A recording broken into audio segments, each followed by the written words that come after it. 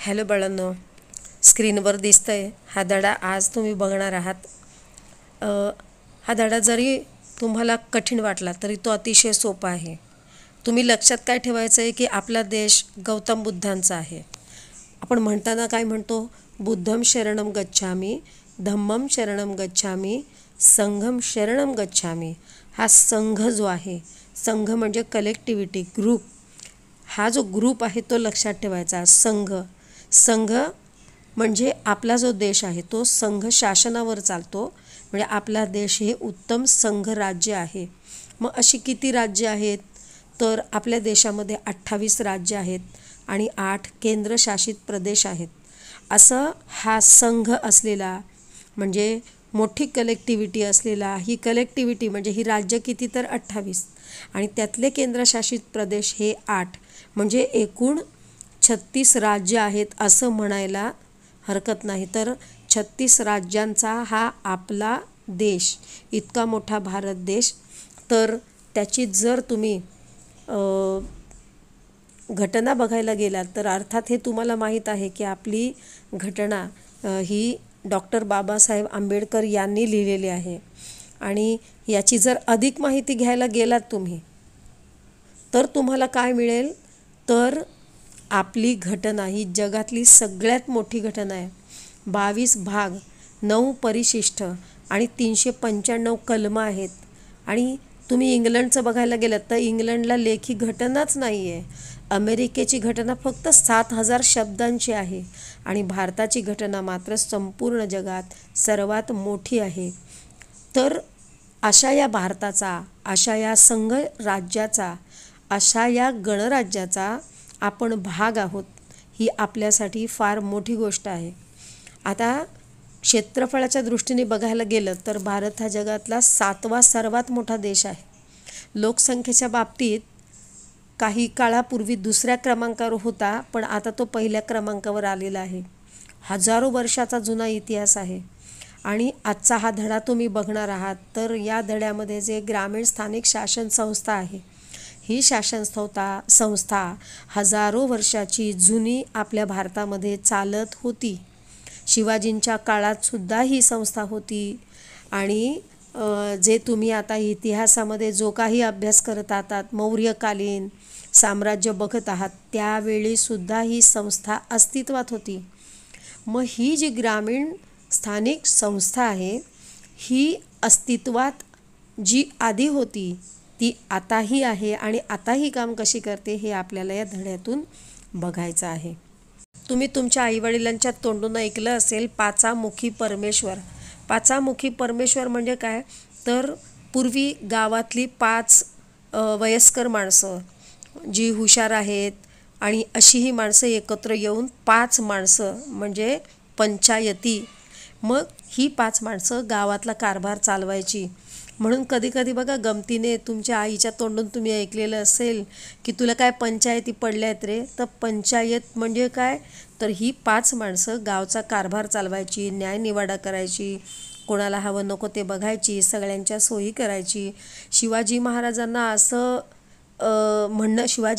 असं म्हणणं होतं की गावातल्याच लोकांनी 5 लोकांनी एकत्र येऊन गाव चालवायचं आहे, न्यायनिवाडा करायचा आहे. कारण एवढा मोठा राजा, मग त्याला हे लक्ष द्यायला वेळ आहे का? मग तसंच आपला एवढा मोठा देश आहे तर छोट्या छोट्या गावाचा कारभार बघायला कुठे वेळ आहे? मग छोट्या गावचा कारभार तिथल्याच लोकांनी बघायचा. म्हणून ही संस्था आली, ग्रामीण स्थानिक शासन संस्था. बघायला गेलं तर 2 भाग पडतात, शहरी भाग आणि ग्रामीण भाग. तर आपल्याला बघायचं आहे ते ग्रामीण भागाची शासन संस्था कशी चालते. एकदम सोपं आहे. फक्त 3 गोष्टी लक्षात ठेवायच्या आहे. 5 वर्षांनी निवडणूक होते. मेन असतो तो सरपंच असतो आणि तो दर 5 वर्षांनी निवडून होतो. जनताच निवडते गावातली. आणि मग गावचा विकास योजना सगळ्या राबवण्याचं काम हा सरपंच करतो. आणि या सरपंच जर जेव्हा नसेल मग हे काम कोण करतं?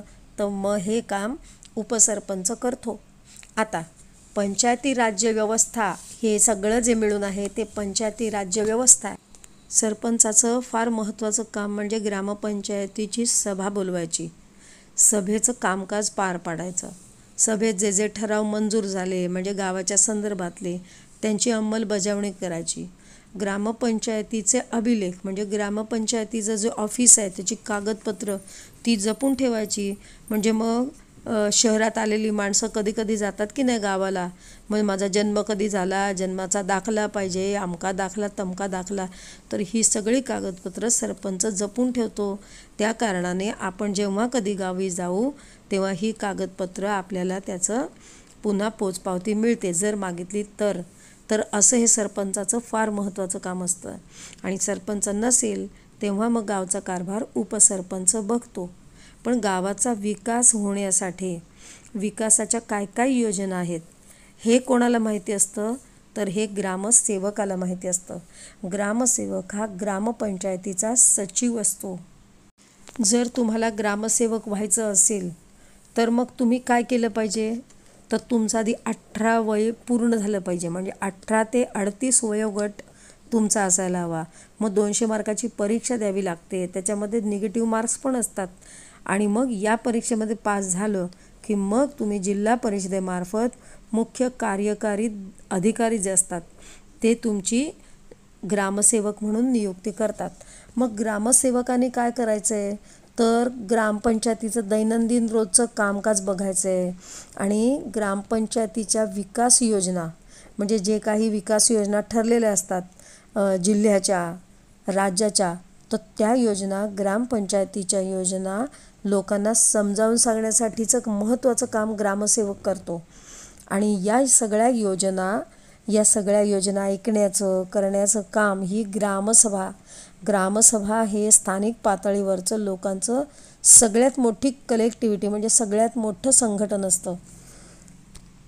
ग्रामसेवक विकास योजना सांगतो सरकारच्या, पण या विकास योजनांचा लाभ कोण कोण घेईल हे जे ठरवतं ती असते ग्रामसभा. म्हणजे योजना कोणत्या, तर तुम्ही कधी बघितलं असेल संडास फुकट बांधून द्यायचं, घरं फुकट बांधून द्यायची, तांदूळ फुकट द्यायचे. तर या ज्या योजना आहेत सरकारच्या त्या कोण कोण त्याला पात्र आहेत हे ग्रामसभा ठरवतं आणि मग ग्रामपंचायतीला सांगतं. तुम्ही आता सर्वजण बघत असाल की महिलासुद्धा रिक्षा चालवतात, महिलासुद्धा सगळी कामं करतात. तर महिला या प्रत्येक आपल्या व्यवस्थेचा फार मोठा आणि सक्षम असा घटक आहे. आणि त्याच्यामुळे की ग्रामसभेत महिलांचा सहभाग हा फार महत्त्वाचा आहे. ग्रामसभेची बैठक जेव्हा होणार असते त्याच्या आधी महिलांची सभा होते आणि तिथे महिला चांगल्या मोकळेपणाने बोलतात, प्रश्नांवर चर्चा करतात.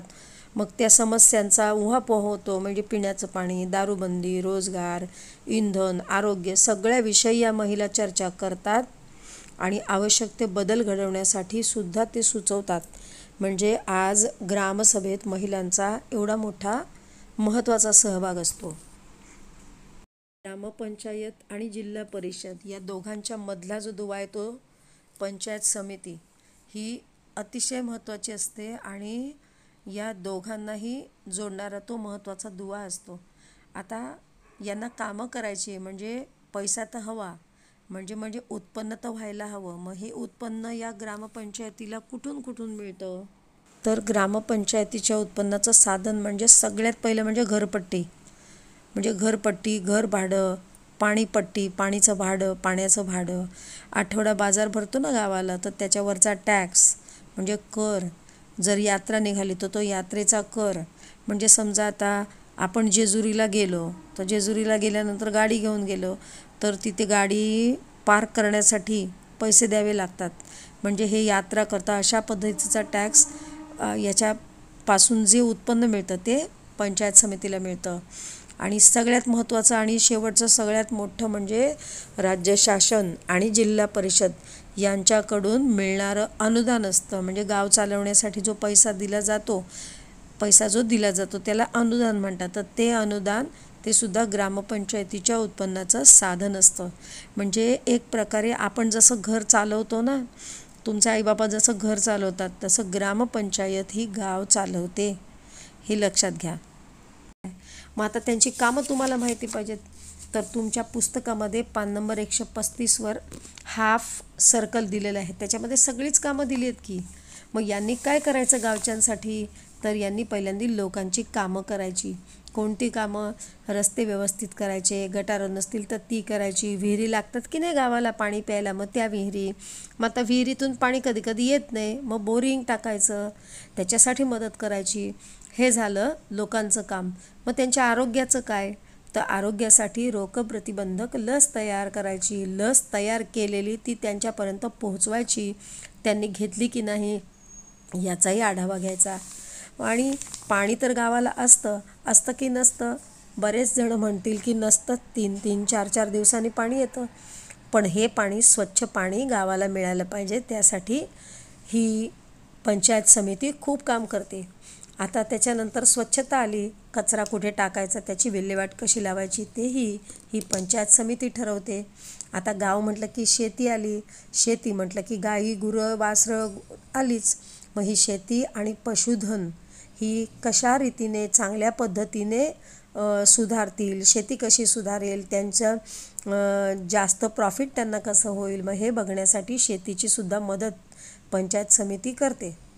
तसंच शिक्षण, मग हे सगळं मिळालं, पण शिक्षणाचं काय? तर प्राथमिक शिक्षण म्हणून गावची आलेली जी मुलं आहेत त्यांच्या शाळेचं नाव काय असतं? प्राथमिक, आणि मग पुढे त्या गावाचं नाव म्हणजे जिल्हा परिषद प्राथमिक शाळा. आता अजून एक राहिलं ते म्हणजे उद्योग. मग उद्योग कोणते? तर हाताला त्यांच्या जी कामं असतात ती वाढवायची. मग ती कुटीरोद्योग असतील, हस्तोद्योग असतील, यांच्या विकासाला चालना द्यायची, ही पंचायत समितीची कामं. लोककल्याण म्हणजे हे महत्त्वाचं. अधिक ते शेवटचं, दुर्बल घटकांना आर्थिक मदत. आता हे सगळं करतील श्रीमंत लोक, पण गरीब लोकांचं काय? तर यांनाही मदत करण्यासाठी पंचायत समिती काम करत असते. प्रत्येक जिल्ह्यासाठी एक जिल्हा परिषद असते. महाराष्ट्रात आत्ता सध्या 36 जिल्हे आहेत, पण जिल्हा परिषदा मात्र 34 आहेत. कारण मुंबई हे शहर आहे. जिल्हा व मुंबई उपनगर जिल्हा हे ग्रामीण लोकवस्तीचे भाग नाहीत, म्हणजे गाव नाही आहे आपलं. मुंबई हे गाव नाही आहे, म्हणून त्यांच्यासाठी म्हणजे आपल्यासाठी जिल्हा परिषद नाहीत. मग आपल्यासाठी काय आहे? तर आपल्यासाठी आहे नगरपालिका. जिल्हा परिषदेची कोणती कामं आहेत? तर शिक्षणविषयक सुविधा, आरोग्यविषयक सुविधा, पाणी पुरवठा, बियाणांचा पुरवठा, नंतर दिवाबत्तीची सोय आणि गावाच्या परिसरात झाडे लावणे. तर तुमच्या पाठ्यपुस्तकामध्ये पान नंबर 136वर जी चित्र दिलेली आहेत ती लक्षात ठेवली तरी तुम्हाला जिल्हा परिषदेची कामं लक्षात राहतील. तुमच्या पुस्तकामध्ये आहे, पण तो कसा वाचायचा ते लक्षात घ्या. त्याचे 3 भाग आहेत. त्याच्यातला सगळ्यात शेवटचा भाग बघा. मुख्य कार्यकारी अधिकारी, त्याच्याखाली गटविकास अधिकारी आणि त्याच्याखाली ग्रामसेवक, या 3ही माणसांची नियुक्ती राज्य शासनाकडून केली जाते. आता मधला भाग बघा. जिल्हा परिषद, पंचायत समिती आणि ग्रामपंचायत, ह्या जो मधला भाग आहे त्याच्यामध्ये जे मध्यभाग आहे पंचायत समिती, ही या दोघांचा दुवा असते. आता पहिला भाग बघा. अध्यक्ष, सभापती आणि सरपंच या 3ही जणांना निवडून कोण देतं? तर मतदानाद्वारे ती निवडली जातात. म्हणजे जिल्हा परिषदेच्या, पंचायत समितीच्या आणि ग्रामपंचायतीच्या निवडणुका 5 वर्षांनी होतात आणि लोक त्यांना निवडून देतात. म्हणजे जिल्हा परिषदेमध्ये निवडून आला की तो अध्यक्ष, पंचायत समितीत निवडून आला की तो सभापती आणि ग्रामपंचायतीतून निवडून आला की तो सरपंच. असा हा तक्ता नीट अभ्यासाचा आहे. आता हा तक्तासुद्धा पूर्ण धड्याचं सार आहे, पण हे लक्षात कसं ठेवायचं ते बघा. याच्यामध्ये सुद्धा 3 भाग तुम्हाला दिसतील. तर जर तुम्ही पहिला भाग बघितला तर ग्रामपंचायतीच्या खाली किमान 7 आणि कमाल 17 म्हणजे ते सदस्य आहेत. म्हणजे ग्रामपंचायतीमध्ये किती लोक काम करतील? तर 7 किंवा जास्तीत जास्त 17. आता ग्रामपंचायतीमध्ये कोण लोक पदाधिकारी असतात? तर फक्त 2, सरपंच आणि उपसरपंच. पण त्यांचं काम बघायला लक्ष कोणाचं असतं? तर ते ग्रामसेवक हा अधिकारी असतो की ज्याची नियुक्ती राज्य शासनाने केलेली असते. हा झाला पहिला भाग. आता मधला भाग बघा. मधल्या भागामध्ये आहे पंचायत समिती. त्यांची सदस्य संख्या दिलेली आहे किमान 15 आणि कमाल 45. आता पदाधिकारी कोण? तर सभापती आणि उपसभापती. आणि अधिकारी कोण? तर गटविकास अधिकारी. मग या गटविकास अधिकाऱ्याला राज्य शासनाने नियुक्त केलेलं असतं. आणि आता शेवटचा भाग, किमान शेवटचा भाग आहे जिल्हा परिषद. जिल्हा परिषदेमध्ये किती सदस्य असतात, म्हणजे लोक किती असतात? तर 50 आणि जास्तीत जास्त 75 म्हणजे 75. आता याच्यामध्ये पदाधिकारी कोण असतं? तर अध्यक्ष आणि उपाध्यक्ष. पण याच्यावर लक्ष कोणाचं असतं? कोणत्या अधिकाऱ्याचं असतं? तर मुख्य कार्यकारी अधिकारी याचं लक्ष असतं. तर अशा पद्धतीने हा तक्ता तुम्ही अभ्यासला तर तुम्हाला कळून येईल या सगळ्या धड्याचं सार.